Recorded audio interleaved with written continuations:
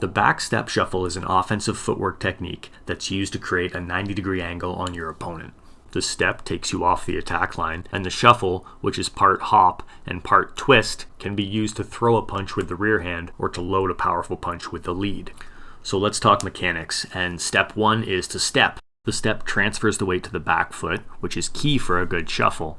But exactly where you step depends on what you want to achieve. Now that's because the position of that back foot dictates where the shuffle sets up your new fighting stance. So if you're looking to engage on the inside, you want to step that rear foot very close to your opponent. In an orthodox versus orthodox matchup, you would step the rear foot, which is your right foot, very near and around the opponent's lead foot, which would be their left foot. You would execute the shuffle from there and end up at a 90-degree angle at very close range. If you're trying to set up long range punches or exit entirely, you want to step away, more to the right rather than diagonally in. And you could even step back and to the right and shuffle out in more of a diamond step technique. Whatever position you choose, the next step is to shuffle. And like I mentioned before, the shuffle is part hop and part twist. So you need to hop the feet into their new position with the lead foot chasing away the rear foot so that there's always space maintained between your feet and your balance is never compromised. But there's a big twisting component here. Everything from the feet up needs to twist as I turn my fighting stance 90 degrees to face my opponent. Imagine standing in a fighting stance facing north. Now with a quick hop, jump to face the west.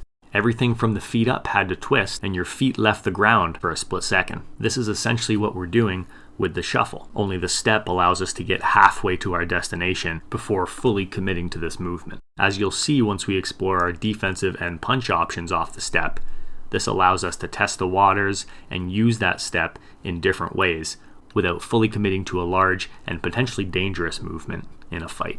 So let's talk about some basic punch options off of the back step shuffle. First up, the most popular and the one that makes the most sense to me is the back step shuffle to lead hook. With this combination, the weight shifts 3 times. First onto my back leg as I step the back foot. Second onto my lead leg as I shuffle my stance back into fighting position. And third onto my rear hip as I torque into the left hook. Here we see Ricardo Sandoval doing just that, only he uses the lead hand to cover the step he takes with the back foot. And once again, only this time he goes to the body, which is always a perfectly good option. So I'll just demonstrate here. And notice how in Sandoval's case, he is jabbing and then taking his head and foot out with 2 separate beats.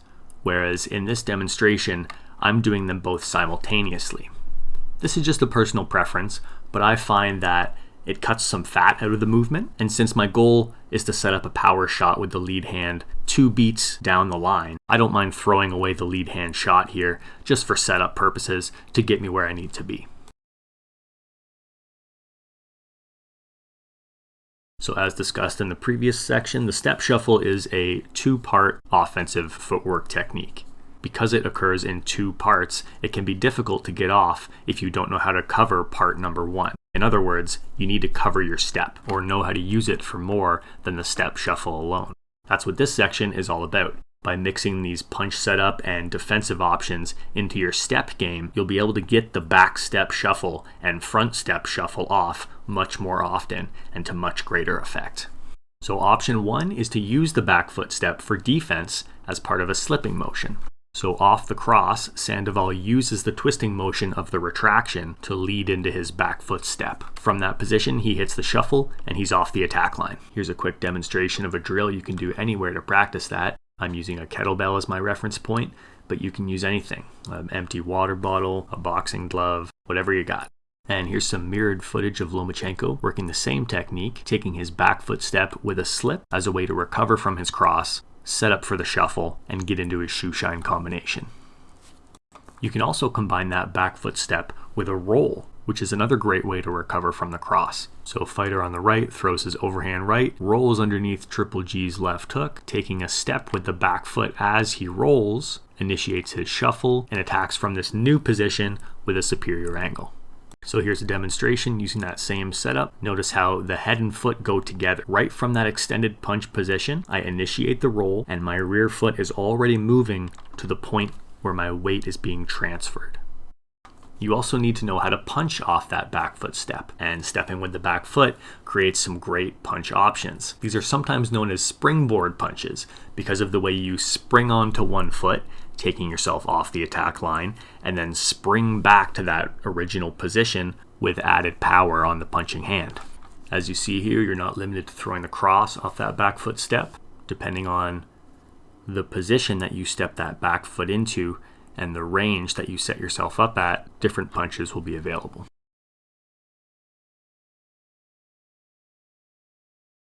Before we wrap up on the back step shuffle, I want to discuss an advanced inside option that requires no step with the back foot, as well as some control options that can help you get to the desired position, that 90-degree attack angle, while keeping the opponent's hands trapped in place and never losing control of the exchange.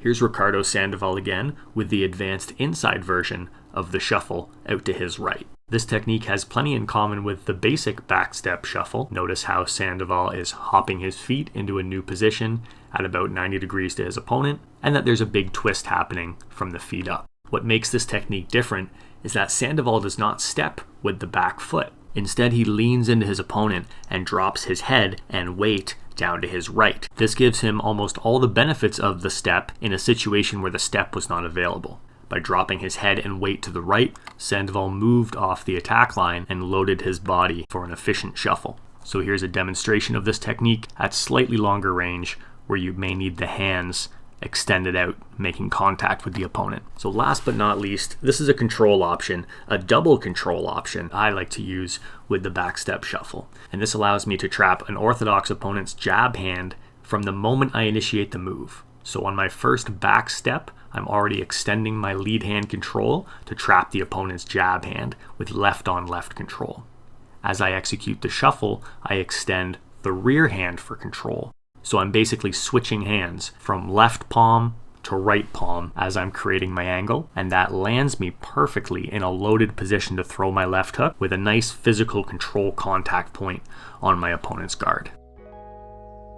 So this concludes part 1 of our step shuffle series. Be sure to check back soon for part 2, where we cover the front step shuffle and all of the different offensive and defensive options that creates for you. As always, be sure to like and subscribe for more boxing content just like this, and don't forget to leave a comment down below to let us know what you want to see and pose any questions you may have. Thanks for watching, guys.